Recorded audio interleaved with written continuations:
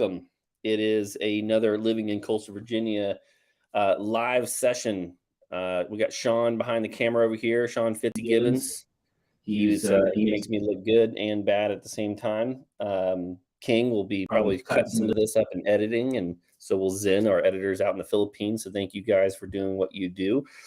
As we start off every night, if you're new here, this is Live, Talk, Play, Work, Good, Bad, Ugly of the Coastal Virginia area. Mostly talking good because we want you to move here because it's awesome. And obviously I'm a real estate agent, so I want you to buy a house, and I want to help you do that because that's how I actually make my living at the end of the day. But tonight we have a special guest coming on, someone who I met in the industry a few years in. I used one other stager besides her, so hopefully she's not deeply offended. But quickly realized that this is a person I just enjoy doing business with. Her name is Kim Dombrowski with Impressive Home Staging. And tonight, as every night, we're going to do a local libations. And at her special request, we are doing... and you can interpret this how you will. Dr. Stoner's vodka. It's local, made in Virginia Beach here. It is the fresh herb flavored vodka. So we're going to give it a go tonight. We already have ice in there, Sean. We have also, I don't think this is local. I'm pretty sure it's not. Navy Hill Tonic. It was the fancy one. So I was at the store and I was like, you know what? We're not going to get the cheap stuff. We're going to go fancy because Kim Dombrowski is going to be with us. And anytime you have somebody that's like in interior staging, interior design, you feel like you got to kind of step it up. So I wear like my nice shirt, brush my hair over, brushed up my beard. And Kim is awesome. So, Sean, we're just going to do a liberal pour here. I'm imagining you can go ahead and bring Kim on. Squeeze this thing down. Hey, Kim. Hey. Kim's already got hers poured. So I'm so happy you. I'm going to go ahead and pour a for little bit of mine. Let's see here. We'll do a 1, 2, 3, 4. That's about 2 ounces or so. And then we'll top it off with a little bit of tonic. I'll take about half, and then maybe Sean, you can have the other half here. There you are. Oh, you already have one? That's all right. There we go. Yeah, I have give it a little stir. Fancy. I'm unrefined. So Kim's over there being refined. I'm going to use my finger and stir my line too. Yeah. Well, cheers. Cheers to you. Cheers. Oh, that has a strong smell. Stronger than I anticipated. Oh, it's really good. I know, it's fresh herb. It's good stuff. I kind of wish I had a lime or, I think actually lemon might go better with this. It is really tasty. Let me see the bottle one more time, Sean. Let me show the people at home. So we always try to go local if we can. Let me take the little tag off here. So won the best flavored vodka, double gold medal in 2017. And kind of FaceTime trying to focus on my face again. Dr. Stoner's here, take my face out of it. Fresh herb vodka. It's tasty. So far, so good. We got ours chilled. But tonight we're going to talk not a whole lot really about real estate market. We're not going to talk too much about the coastal Virginia area, but then we might talk about coastal Virginia vibe or decoration and what people are looking for. We're going to talk a little bit about some interior designing, the staging process, maybe a little bit of like what you should expect when it comes to budget, color theory. So I know basically nothing. One of my go-to phrases, Kim, when I am walking into a house, because they will ask me, well, what do you think we should paint? Or what do we should do? What do you think we should do here? And I'm like, sweetheart, the color behind me is blue. And I know no other name for that. That's it. I mean, it could be shades of blue. Yeah, but I don't know shades. I don't know aquamarine, teal. Like, I will mess that up. I lovingly will say something along the lines of like, that's why I pay a stager or interior designer to come out and give you the best insights with the most up-to-date stuff of how to sell your house for the most amount of money with the most applicable and how to make your house look the best way. So we do 2 different things with Kim. One is a staging consult, and she will send out her team, of which, Kim, you have 9 people, but how many stagers now work with you, or interior people? Yeah, 3 lead stagers. Okay, so 3 lead stagers, and one of her team will go out and walk through the house. Sometimes with 30 minutes, sometimes it's up to an hour. It kind of depends on the size of the house and what they've got going on. And they will do their absolute best to help organize and orchestrate what you have going on, and then make suggestions of, hey, maybe get a piece of art here. Let's focus. If you're going to paint, here's what the colors you should do. And they do an amazing job. And most of the time, what I find is I go out to the listing appointment and then I come back right before photos and I'm like, this looks like a brand new, different house. Because the reality is sometimes the way the house can look the best isn't necessarily what's best lived. Because you have stuff and things and that you want to put in it, and photos of family. And so maybe we'll talk a little bit about photos of family and depersonalization. But before I get too far ahead of myself, Kim, welcome. Thank you for coming this evening. I know you were a little hesitant to jump on camera on live because God forbid we say something we shouldn't or make a mistake. We can edit it afterwards, but right now, we have all the mistakes are right in front of us, and I flub all the time. And Sean jokes because I have these Danisms where my brain moves faster than my mouth, and then I end up squishing 2 words together, and they make no sense. It made sense in my head, but Sean, we have 3 on there. How many do we have on TikTok over there so far? It's like 3 more over here. Okay. So, whew, that is potent. All right, I may have put a little too much vodka in there. Okay. Let's start off with 2023. There's usually a color of the year. Can you walk me through where did the color of the year come from, and then what do we have? Yeah, color of the year usually stems from the fashion industry. So I'm not really sure what the color of the year is, because Sherwin-Williams will have a color, Behr will have a color, Benjamin Moore will have a color. Okay. They come out with a color every single year, and they're trend type colors. You're usually whether it's a pink hue or a green or a blue, but it's stuff you would accessorize with or find some small furniture pieces in. Yeah. But do you find when doing these staging consults or kind of like pre-listing consultations, how many times are you having to suggest colors and paints, palettes, and that type of thing? A lot of the time, the house is already kind of a neutral color and is good enough for selling. But if they have like different colors in every single room, we're definitely going to recommend to neutralize it. So can you help people understand what that word neutralize is kind of just thrown around? At least how I describe it is what we're trying to do is reach the broadest possible audience. Right. Am I hitting that right, or how would you describe that? Yeah, it's, you want to appeal to the most number of buyers, and you want it to be kind of move-in ready. You don't want to I got to take down wallpaper. Oh, I got to paint these, red walls and things like that. It's just a real turnoff to buyers. So having it neutral, but have color and, a focal wall in every room that has nice big art, or, we bring in the color with the rugs, the pillows, and the artwork. But if the walls can be neutral and fresh, and, it really freshens up the house. Sure. Yeah, there's a couple of thoughts I try to get clients to understand is that one, the house is not really about you anymore.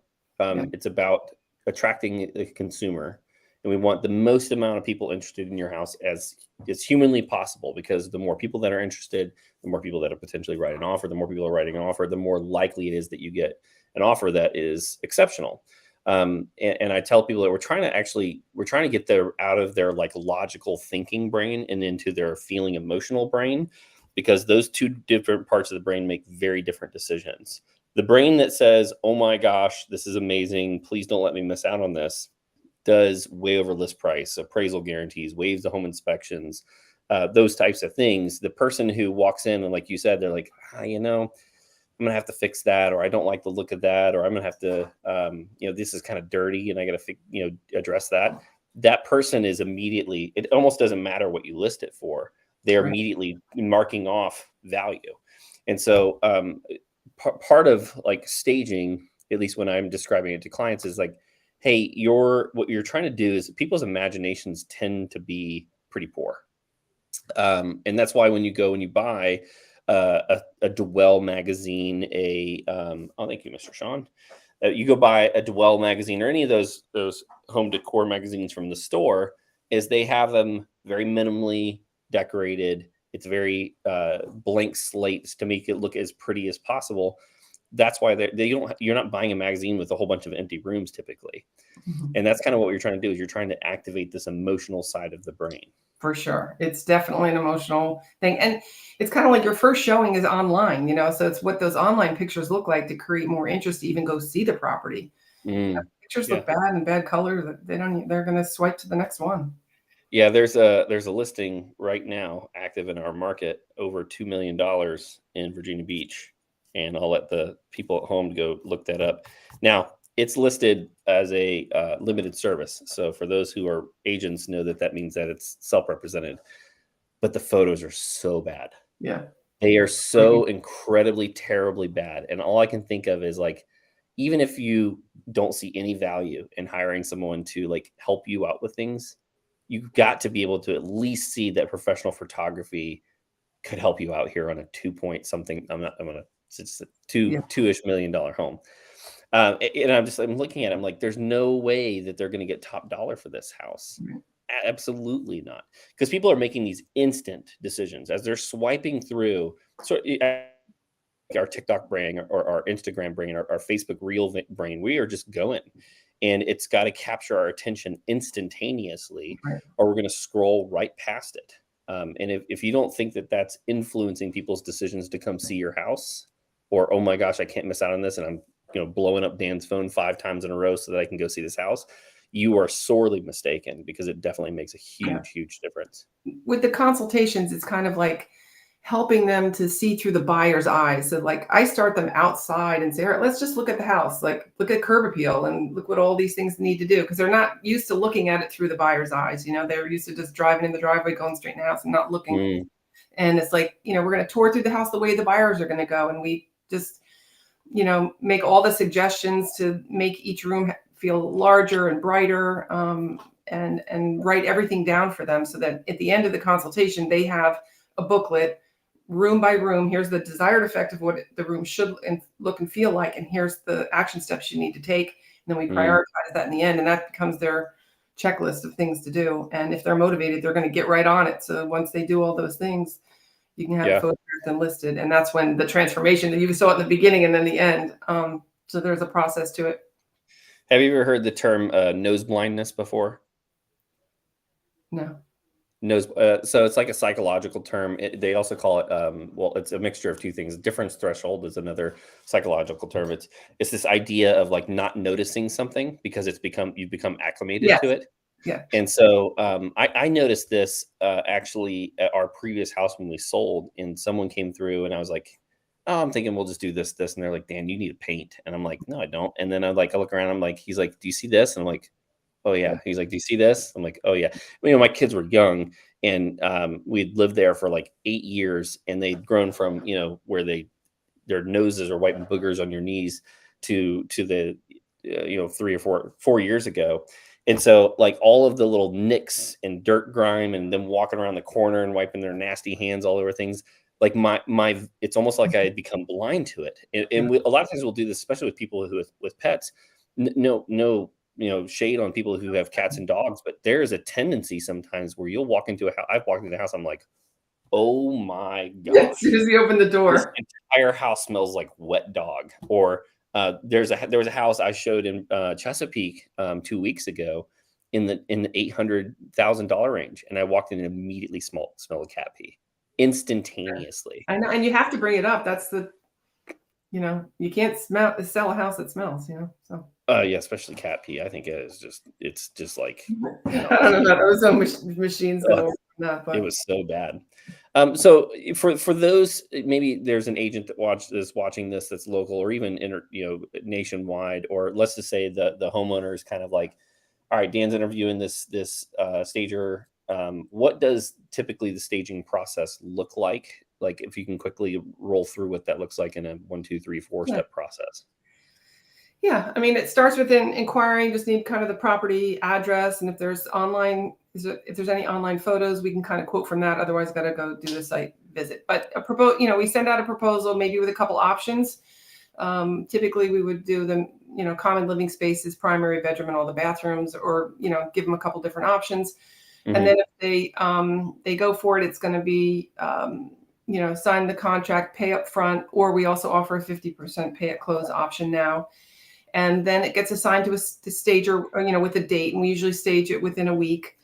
So then the stager would then go to the property, take measurements, take pictures of, the spaces, get a real feel for every wall and what needs to be done.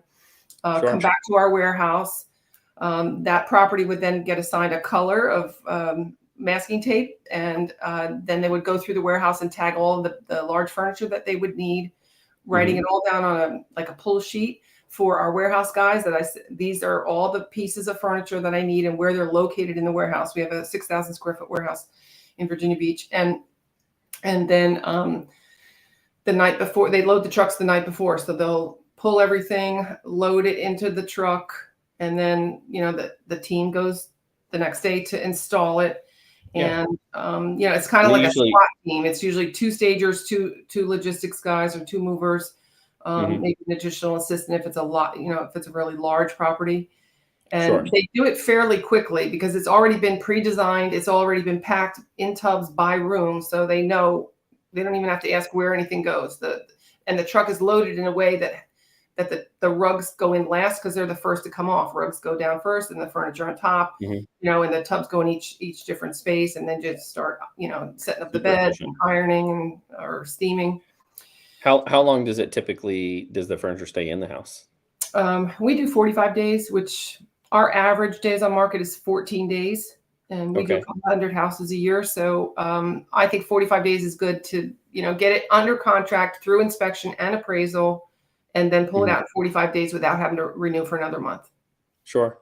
Would you know off the top of your head, or would you kind of share like some success stories or maybe statistics? I mean, I'm sure for those who don't know, Kim is like top interior stager 10 in the entire freaking nation. The last 2 years, we got top 10 professional home staging company in the nation. And then in November, we got top 5 industry leader. So, well, and one of the things that you kind of have to, I'm sure, like even as an agent, you kind of have to a certain degree, here's what I do, here's the value that I bring, that type of thing. And in some ways, I think with staging, in my opinion, just having been in hundreds and hundreds of homes, I can tell you when I walk into a house that's staged properly and a house that is either bare and just maybe even a little bit dated, or something that has just like god awful furniture in it, it makes a difference on how people feel about the property. But I think for the data driven people, there's like, why would I spend $1,500, $2,500, $3,500 to stage my house? Is it really going to make that big of a difference? So what have you seen, or what have you seen that maybe the national averages? I mean, it's 2 things. It sells the property faster and for more money is what it always does. And statistically, it's staged home sells 73% faster and for 10% more. I mean, that data. Yeah. So if you're a $400,000 house and you spend $2,500 on staging, you get your money back plus some. Plus some, yeah. They say it's a 500% return on investment. So it's an investment. Like, you put money in to kind of put the icing on the cake and get beautiful photos and a lot of interest in people, wanting to make an offer or above asking offer. And, it doesn't have to sit for a month or carrying costs or having a price reduction. The cost of, staging is always going to be less than the first price reduction. Sure. So, now, one of the things that too is a lot of people, they love the staging, they love the house, they want it, and then they want to buy all the furniture in it. I just got 2 more this week that want to buy all the furniture with it, and I'm like, I'm under contract on a house in Pocosin where I walked through with my buyer that they had staged it, and they said, "Hey, would you reach out to the listing agent and just see if the stager's willing to sell this room?" Because there were 2 rooms that they're like, "We really like how this is set up, and we would just buy it as is if that's something that they'd be willing to do." Yeah. I mean, you said you get that often? Yes, a lot. And it's so flattering. It's just, it's hard to let go because it's, we kind of need it to keep going for all the upcoming jobs, but sometimes we sell it, sometimes we don't. But all of our items have a barcode system. We use RFID technology. So I know what what items are in what house, it's easy for me to run a sales report that, oh, okay, if you want it, it's $20,000. It's not garage sale pricing, it's a replacement price, because whatever I paid for it is that, over the past couple of years, the cost of furniture has doubled for sure. And lead times are longer. It's hard to get furniture. But we go to point market and stuff, and we have warehouse sales twice a year. So that's always good to kind of let go of some things, and then, be able to buy some new fresh things just to keep up with the trends and stuff. Sure. By point market. For those who are watching, if you do have any questions when it comes to staging or even interior design, Kim's been doing this for a long time and can kind of answer any questions that you might have. Sizes, ratios, those color palettes, that type of thing. Feel free to put it down there in the comment section. Kim, one of the I kind of had on our agenda was to kind of talk about like staging disasters, and we can talk about mine, but I was curious outside of mine, and we'll share it maybe after this, have you had any like someone went in and stole all the furniture, or you played jump on the bed and broke all the bed frames, or things like that? We haven't had any major theft. I mean, they've taken some weird things, like a vase, left all the balls on the coffee table and took the vase, like weird, stupid stuff like that. But the property owners have had like air conditioners stolen or appliances stolen prior to us moving in the furniture, but none of our furniture's got stolen. I don't know. We just have a lot of different names for properties that we've been to. Like the Garden of Eden, it had a naked lady painted on the wall, or I had a list of all these houses that, like the 70s porn house, it had mirrors everywhere, all in black and shiny, everything. It was weird. It was very creepy. So that was a 70s porn house. And then we've had people like, do not enter the closet in the master. I'm like, okay, but what is that? Now I have to. To me, that's like, of course you want to look in there. Can't. I don't know. Weird stuff like that. You told me not to. I feel like I have to. I went into a house recently where that was kind of a similar thing. I opened the door and the entire room was lined with mirrors, and they had carpet on the floor and the ceiling, and carpet on the ceiling, and a pole in the middle, and it was. I was like, oh, this is a very intentional use room. Here's the kicker, though. That room was immaculate. The entire rest of the house was a disaster. Like the bathrooms were disgusting. The flooring needed to be replaced. It was so gross. I'm just thinking, well, I mean, they had their priorities in order, I guess. Yeah. We got to make sure this room fits out well with the rest of it. The one, I think, with the house, I got a text or an email from my team, from your team saying, hey, unfortunately, we're gonna have to get dry cleaning done on the upstairs bedroom. And I was like, what are you talking about? And you got a picture of the bed, like all disheveled. I guess someone's, I think it was like the nice way of saying it. I was like, I guess someone slept in it. And I was like, oh, that's so gross. And so we had reached out to, because the property was vacant. This property was vacant. And I'm like, I've reached out to my sellers. I'm like, hey, did you guys happen to go buy the house or something like that? And they're like, no, we're out of town right now. And I'm like, so I reach out because the walkthrough had happened, because it staging worked. It sold pretty quickly. And just no one would fess up to it. But somebody had gone through, and my bet was that somebody had played, christened the house in some capacity, and then left it a mess. And I ended up having to pay for it. A lot. It's because we don't use the air mattresses or boxes or whatever.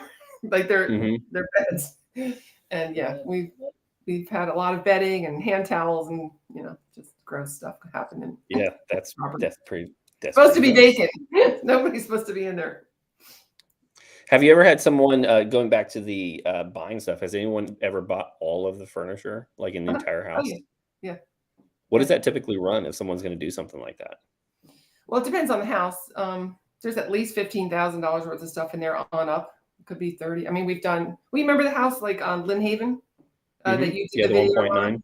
Yeah. Yep. I mean, that was a lot. We did every bedroom and a very high end $2 million house. So that was more like $30,000 worth of furniture in there. I would have guessed more. They wanted more to buy it, but in the end they didn't. But they quoted it. We quoted it. Sure. The craziest story that Kim and I have both had is I had a And I have to be like cautious because in some ways, like 30-ish% of my business last year was YouTube and social media content just like this. My highest purchase price was a 1.5 million person that came directly from YouTube, someone moving from Florida here. But I get a phone call from a guy who is moving from Canada, and he's like, "Hey, man, I'm looking at moving here." Well, he originally was calling about Alexandria. And I'm like, how did he get my number? But I guess he had found me, or his son found me on YouTube, and I'm answering questions. I'm like, well, it's up in Alexandria. I've got some connections up there. And he goes, well, I'd really rather use you. And I'm like, well, that's a really nice, vote of confidence. I was like, well, which address are you looking at? And he sends me this address, and it's for like a $15 million property. I'm like, I will drive to Alexandria for $15 million. And so I'm like, hey, if that's the case, if you're really interested in that property, I'm sure that we can look at that. But I'm curious, if you're moving down here, do you telework or telecommute? Like, would you guys consider Virginia Beach as like a vacation market, or maybe you work down here and then go up there on the weekends? And there's a property in the Cavalier project, 4048, I think Harlow, if I remember the address correctly. Gorgeous property, just so beautiful. And the builder had done such an amazing job with the details there. Everything is high touch points, all the wood that shoes, Ipe for the decking, like everything was expensive. And so he's like, well, we're going to be down in that area in 2 or 3 weeks. Maybe we can set up a showing. And he goes, well, do you have any interior designer connections? I was like, well, yeah, I know a couple. And I thought you, and there's 2 other people that I know, but I immediately thought of you. And so I said, well, what's the request? He's like, well, if we move in there in like 2 months, what I'd like to do is give her a budget of, and I can't remember the exact number, but he gave me he said some absurd number, like $300,000. Like it was like 150,000 or something, wasn't it? It was something, yeah, it was like $300,000 or something, some stupid amount of money. And well, I mean, and in some ways, like, actually, before I called you, I called I do coaching through Tom Ferry, and I called my coach, and I'm like, hey, I can't tell if this is real or not. Are these types of requests totally outside of the norm for someone that's in this budget? And he goes, no, not really. He's like, what you'll find is that people they'll in this price range, when they're going to drop and pay cash for a $10 or $15 million property, they're used to just throwing money and solving problems. And it's not necessarily about the price point. It's about making it easy or getting the right thing or something along those lines. So I called him back. I was like, hey, I've got somebody, let me call around and see what they could do. Anyway, it ended up back and forth. I still don't know if the guy's legit, because everything that he told me was one of those, yeah, this could be real, this could not be real. But he eventually, when I followed up, he said that they're up in Alexandria, that they're still considering. So we'll see if it actually comes to fruition. But it was just one of those moments where I was like, I cannot believe, if this comes to work out, that I'll get a $10 million sale and give Kim a $300,000 interior design budget. I know, and do it all in whatever you said, like in a month time. Yeah, it was like in my head, I was just like reeling, because the previous year, I mean, I did well. I think 17.4 or something million dollars in production, puts me at like in the top 125 agents in all Hampton Roads. But it was one of those things where I was like, this sale could be 2/3 of my entire production in one property. That would just be a game changer for me. So anyways, it was just a really interesting story. Sean, do we have any questions in the chat? Nothing here. We didn't have another comment about you being related to Jay Leno over here. The bearded Jay Leno. For some reason, I've heard that more than once. That's so funny. Any other stories that you think you're like, this is just a really interesting story from staging or even interior design? Yeah, I mean, I don't know. With staging, it's just always, it's constantly, the calls that we get about this house isn't selling, we're really going to reconsider a new strategy of staging, and then we stage it, and then within a couple of days it gets an offer. It's like, why didn't you do it from the beginning? So it's always about, it probably would have done better. I'm doing a lot of educating. Like, this really is a good investment to stage it and present the property, just right out of the gate, and everybody wins in the end. Sure. Yeah, I think in some ways it's just not viewed properly. It's one of those things where I try to relate car sales to house sales a lot of times to people. I'm like, if you're going to sell a car, you'd go and you'd get it cleaned up and you'd shampoo the carpets and you get the stains out of the seats.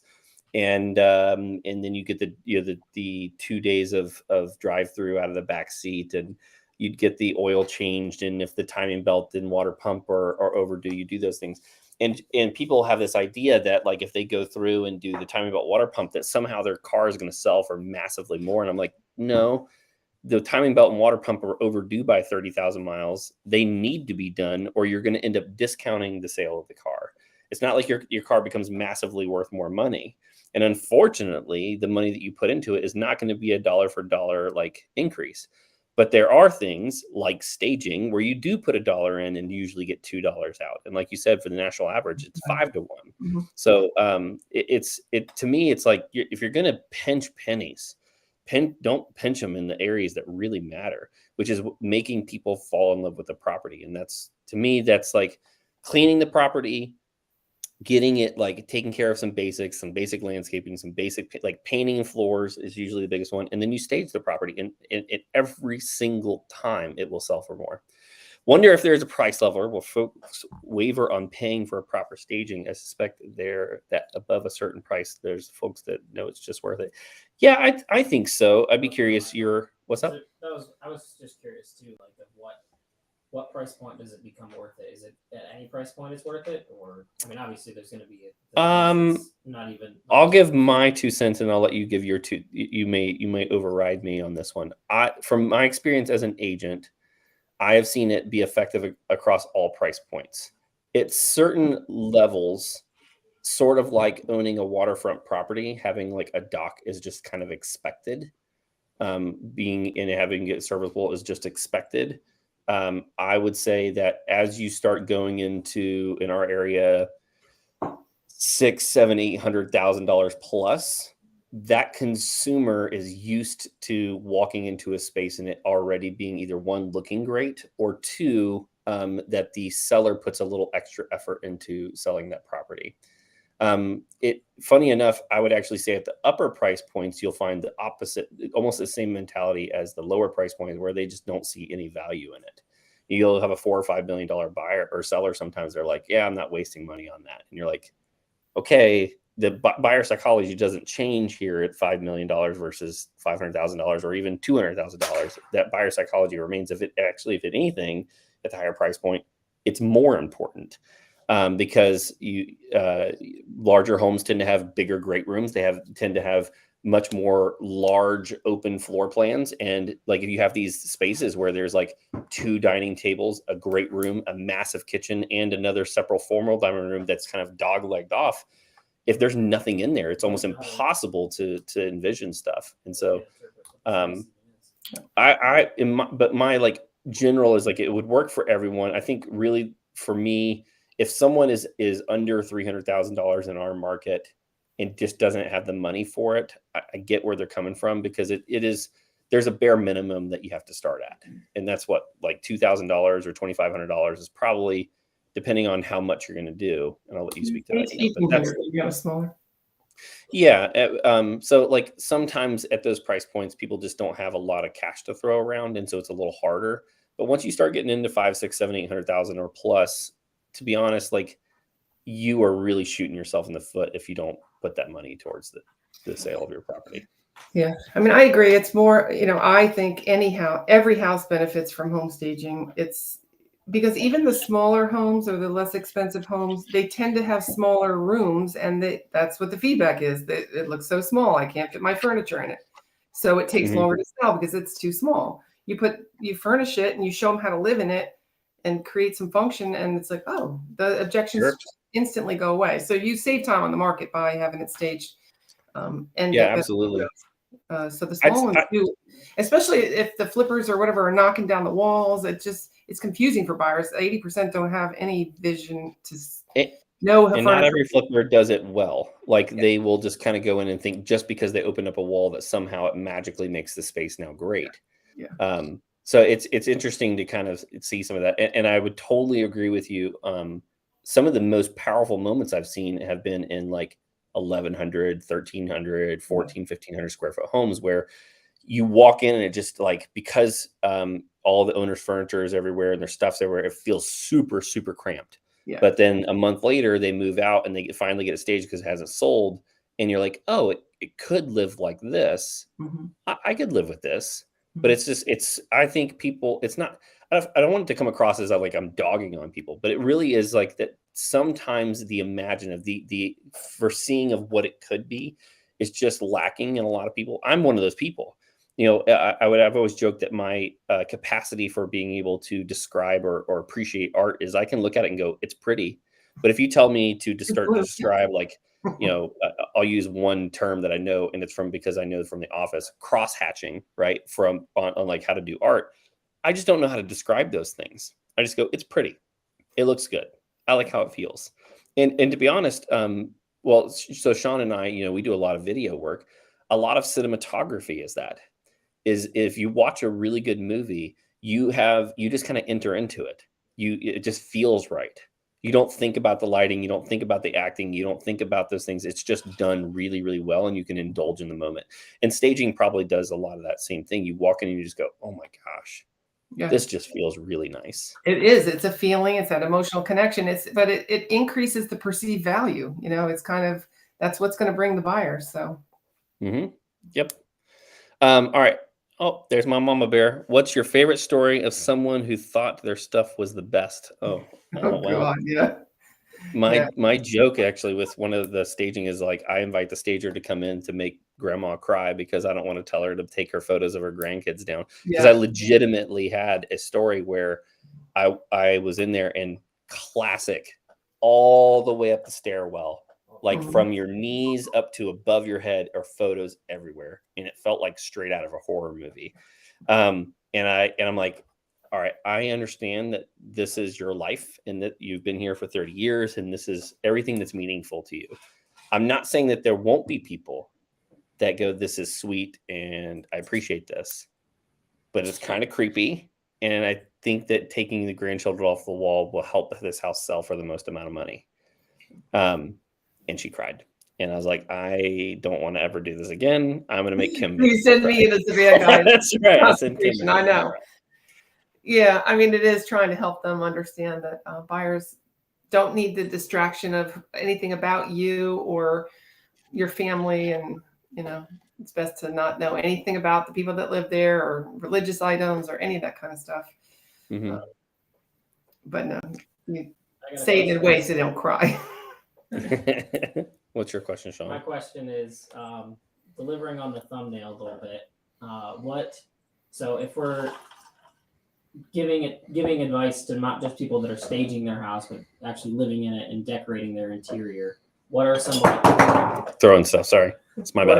What are some like things that they can do to their house, like if they're painting walls or buying furniture at certain colors? What are some things right now that you think are trends that will stick around and will be something that like in 2 or 3 years, oh crap, why did I paint it this color green? Like in our house, our living room was painted a green that looks like safari now. Yeah. 10 years ago was kind of a cool color. I don't understand ever how 70s salmon color was popular. It doesn't make sense to me. Well, I mean, over the past several years, it's been painting gray walls, gray floors, gray. Everybody's so tired of it. That's one and done. So the trend really would be to have more neutral colors, like creamy whites is what the trend is. So like Sherwin-Williams has a color named Alabaster. That's their #1 color. Dove white for Benjamin Moore are examples of what a creamy white would be, but it would depend on the lighting you have in the house, the type of flooring you have, things like that. There's lots of different shades of creamy white. So you think the Chip and Joanna Gaines black and white's going to stick? Do you think like the Chip and Joanna Gaines black and white thing is going to stick around, or do you think people are going to start going away from feel like the trend of shiplap is done. The barn door is done. All of that is kind of overdone. I mean, the trend of having open floor plans, people still want having multifunctional spaces, trying to find a desk space in a couple areas of the house for the amount of people that are working from home now. Just more texture and things like that. I've noticed a lot of cooking. Go ahead. Well, color wise too, like, for like blues and greens or colors of nature are good. So like it would be more soothing and serene in a bedroom to have like a steel blue or a light green. And then, colors of like reds and oranges and things like that are more for energy. So you don't tend to see red as not an in color, but sometimes you'll see like a yellow or a rust color. And you might see that more in a kitchen, more brighter in a kitchen, or eating areas versus a relaxing type space. So color plays emotions too. I've seen a lot lately are somewhat of these darker matte colors. So like a darker blue or darker green for either an accent wall or even like a study. And I actually really like this. That creates like depth. So when you really want to feature something, especially if the house has a lot of architectural detail, where if you do a navy blue with the white architectural trim, it's gorgeous, So the other one I really like, and we've seen this at a few of the properties that you've staged in new construction, are these accent walls where they'll take little strips and put a geometric shapes up or that type of thing. And I really like this because it's really not that complicated to create, and it adds a lot of like depth and like structure to the room. Whatever that color is that they're painting on that feature wall could maybe tie into the island. You see a lot of either painted or white cabinets with a wood island. The contrast of the kitchen islands too can have another color. What else? Just kind of warm and earthy tones is kind of what the trend is. You also people are more minimalistic now. That's also a trend. Just clean lines, not a lot of clutter. Less is more type attitude for a lot of the young people. So those are some. What are you seeing in flooring right now? LVP, I guess, is the most popular thing, but it's more the color would be more natural, more blonde color. Not wild stripy kind. Like washed white oak. I've seen a lot of that. Because we had the washed white oak in that house, that $1.9 million place that you had staged, and I thought that was gorgeous.